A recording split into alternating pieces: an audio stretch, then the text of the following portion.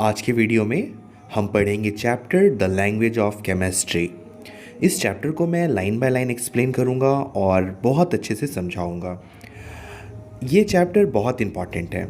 Important इसलिए क्योंकि future में जब जो भी आप सोच कर रखे हो कोई प्रोफेशनल कोर्स करने का, प्रोफेशनल कोर्स लाइक मेडिकल और इंजीनियरिंग, तो ये जो सब्जेक्ट है केमिस्ट्री, ये आपको पढ़ना ही होगा, चाहे आप मेडिकल में रहो या फिर आप इंजीनियरिंग में रहो।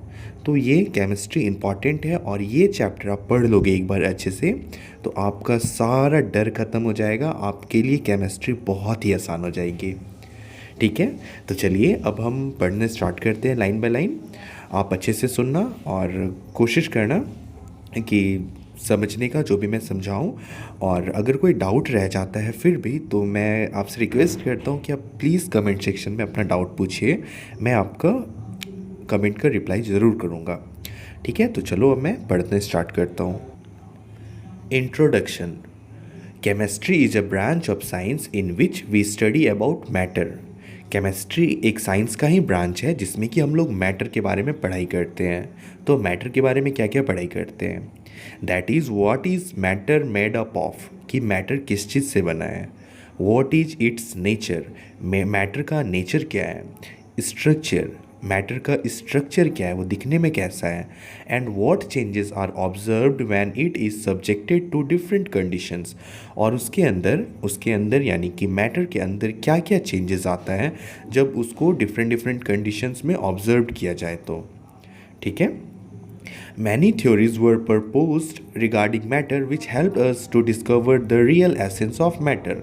बहुत सारे थ्योरी प्रपोज्ड किया गया है, मतलब कि बहुत सारे थ्योरीज सामने आए हैं जिससे कि हम लोग को मैटर में जानने के लिए जानने का बहुत मदद मिला है, मैटर को जानने का।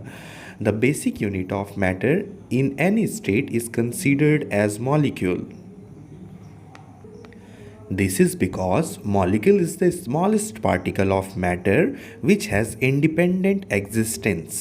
तो मॉलिक्यूल जो है वो स्मॉलेस्ट पार्टिकल होता है किसी भी मैटर का, और वो अपने इंडिपेंडेंट स्टेट पे रहता है। A pure substance. A pure substance is the one which is made up of molecules containing same kind of atom। Pure substance वैसे सब्सटेंसेस को कहते हैं जो एक तरीके का मॉलिक्यूल से बना हो। For example, carbon dioxide gas is a pure substance.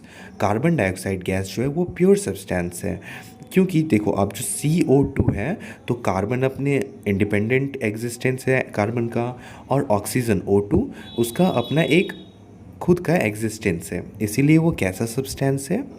इसीलिए कार्बन डाइऑक्साइड जो गैस है वो एक प्योर सब्सटेंस है। All the molecule of it are made up of 2 oxygen atoms and 1 carbon atom। The molecule may contain similar atom or dissimilar atom। A pure substance in which a molecule is made up of atom of the same kind are called elements। तो ध्यान से यहाँ पर अब देखना, a molecule में contain similar atom और dissimilar atom. ठीक है, अब यहाँ से पढ़ना, आप यहाँ से आप ध्यान से सुनना। A pure substance in which a molecule is made up of atom of the same kind are called element. तो एलिमेंट किसे कहते हैं? A pure substance in which a molecule is made up of atom.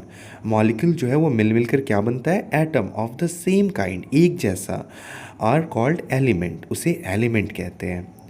तो आप समझ गए कि जो मॉलिक्यूल है जब वो मिलकर एटम बन जाता है और अब एक जैसा ही रहता है तो वैसे चीज़ों को कहते हैं element. An element is a simple and pure form of matter which can not be decomposed into simpler substance. तो आप एलिमेंट को और भी सिंपल सब्सटेंस में नहीं तोड़ सकते, डिकम्पोज मतलब तोड़ना होता है। All elements are made of atom, the smallest particle of an element which represent all the properties of an element। तो आप यहाँ पर समझे, all elements are made of atom, जितने भी elements होते हैं वो atom के बने होते हैं। The smallest particle of an element which represents all the property of an element। अब इस बॉक्स पर एटम को डिफाइन किया गया है। एटम क्या होता है?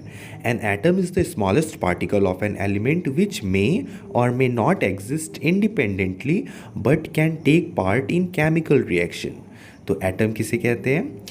Atom is the smallest particle of an element which may or may not exist independently. आपने देखा था मॉलिक्यूल जो है वो अपना इंडिपेंडेंट स्टेट पर रहता था, बट यहाँ जो एटम है, एटम का कोई इंडिपेंडेंट एग्जिस्टेंस नहीं होता, but can take part in chemical reaction. Atom जो है वो केमिकल रिएक्शन में पार्टिसिपेट कर सकता है। A set of atom of the same type together forms the molecule of the element। और एटम जो एक जैसा रंग रूप का रहता है, जब आप उसे मिला दोगे तो वो बन जाता है element. The number of atom in a molecule of an element is called atomicity. Molecules can be monoatomic, diatomic and polyatomic. Molecules जो होता है वो मोनो एटॉमिक हो सकता है। मोनो का मतलब होता है वन, तो मोनो एटॉमिक मतलब एक एटम वाला मॉलिक्यूल हो सकता है। डाई एटॉमिक, डाई का मतलब क्या होता है? डाई का मतलब होता है टू, और एटॉमिक मतलब एटम, तो दो दो एटम हो सकता है। और पॉली, पॉली का मतलब होता है मैनी, बहुत ज़्यादा, बहुत सारा, तो पॉली एटॉमिक। तो पॉली एटॉमिक में भी ढेर सारा एटम हो सकता है। अब हम लोग एक एक करके पढ़ेंगे कि मोनो एटॉमिक मॉलिक्यूल्स के एग्जांपल्स क्या हैं, इसे किसे कहते हैं मोनो एटॉमिक मॉलिक्यूल्स, फिर डाई, फिर ट्राई, फिर टेट्रा। ठीक है, इसे सभी को अब पढ़ेंगे हम लोग अच्छे से। आप ध्यान से सुनना मुझे। Mono atomic elements, mono atomic molecules. Mono atomic molecules वैसे मॉलिक्यूल्स के कहते हैं elements having only one atom in their molecule. जो एलिमेंट है उसका जो मॉलिक्यूल है उसमें सिर्फ एक एटम हो, तो वैसे चीज़ों को कहते वैसे एलिमेंट्स को कहते हैं monoatomic molecules. Noble gas, noble gases like helium, neon, argon, krypton, xenon and radon have one atom each in their molecules. तो ये सभी जितने भी नोबल गैस होते हैं उनके पास एक मॉलिक्यूल होता है, तो वो मोनो एटॉमिक मॉलिक्यूल कहलाते हैं। So the atomicity of the noble gas is 1. The atomicity of metal element like sodium, potassium, magnesium, copper, etc. is also taken as 1. तो जितने भी ये मेटल एलिमेंट्स हैं, जितने मैंने अभी नाम लिए, सोडियम, पोटेशियम, मैग्नीशियम, कॉपर, तो ये सभी क्या है? ये सभी मोनो एटॉमिक है। सभी के पास एक मॉलिक्यूल है। The atomicity of carbon element carbon is also 1. Thus noble gases, metal and carbon are monoatomic molecules. ठीक है, तो आपको समझ में आ गया कि मोनोएटॉमिक मॉलिक्यूल्स कौन कौन से हैं। नोबल गैसेस, मेटल्स और कार्बन जो है ये सभी मोनोएटॉमिक है। अब हम लोग पढ़ेंगे डाईएटॉमिक मॉलिक्यूल्स। डाई का मतलब होता है टू, तो जिसका दो मॉलिक्यूल होता है उसे कहते हैं डाईएटॉमिक मॉलिक्यूल्स। तो element having two atoms in their molecules. Example hydrogen. आप कभी भी हाइड्रोजन को सिर्फ एच नहीं लिखो, एच लिखे हुए कहीं नहीं देखोगे। आप जब भी हाइड्रोजन को लिखे हुए देखोगे तो आपको H2 दिखेगा, आप जहाँ पर भी पढ़ोगे। तो हाइड्रोजन क्या है? डाईएटॉमिक है, क्योंकि इसके पास दो मॉलिक्यूल्स हैं, हमेशा दो रहता है। तो hydrogen H2, oxygen O2, nitrogen N2। फिर है ट्राई एटॉमिक। ट्राई का मतलब होता है थ्री और एटॉमिक, तो element having three atoms in their molecules. Example ozone, तो ओजोन का O3 रहता है, तो ये इसे हम लोग क्या बोलेंगे? ओजोन को हम लोग बोलेंगे कि ये ट्राई एटॉमिक मॉलिक्यूल्स है। फिर है tetra atomic molecules. Tetra atomic molecules किसे कहते हैं? Element having four atoms in their molecules. तो ऐसे एलिमेंट्स जिसका कि फोर एटम रहता है उसके मॉलिक्यूल्स का, तो उसे कहते हैं टेट्रा मॉलिक्यूल्स। एग्जाम्पल के लिए फास्फोरस, फास्फोरस को हमेशा P4 लिखा जाता है। तो यहाँ तक आपको अच्छे से समझ आ गया होगा, आई होप सो। ये फर्स्ट पेज था। चलिए अब हम लोग थोड़ा सा और आगे पढ़ लेते हैं। फिर है ऑक्टा मॉलिक्यूल्स। ऑक्टा का मतलब होता है 8, तो ऑक्टा मॉलिक्यूल्स किसे कहते हैं?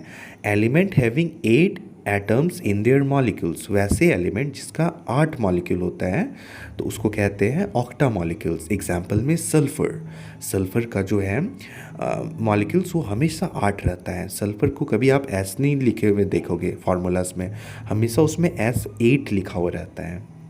आई होप आप यहाँ तक ठीक से समझ गए होंगे। आगे बॉक्स में पढ़ते हैं क्या लिखा हुआ है।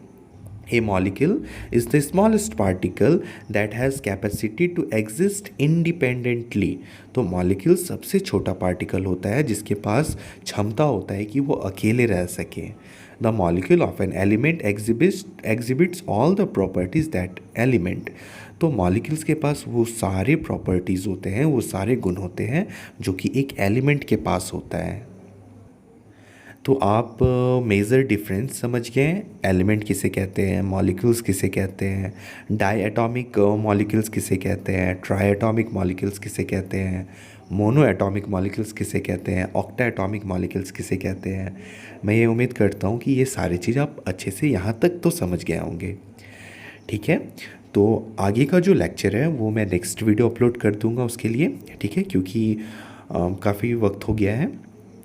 तो मैं आपसे यही रिक्वेस्ट करूँगा कि इस सीरीज में जितने भी वीडियोस आए, मतलब मैं ये जो लाइन बाय लाइन एक्सप्लेन करूँ, ये आप सारे वीडियोस को बहुत अच्छे से देखो और आप सीखो। ठीक है, ये चैप्टर बहुत ही ज़्यादा इंपॉर्टेंट है, तो आप अच्छे से इस चैप्टर को पढ़ लो, 4 से 5 बार इस चैप्टर को पढ़ लो और सारी चीज़ को अच्छे से याद कर लो। आपको कोई टेंशन ही नहीं होगा, 9, 10, 11, 12 कभी नहीं कोई टेंशन होगा। ठीक है, तो मैं मिलता हूँ आपसे नेक्स्ट वीडियो में आगे के लेक्चर के साथ। ठीक है, चलो मैं मिलता हूँ अब आपसे बहुत जल्दी, तब तक आप अपना ख्याल रखना।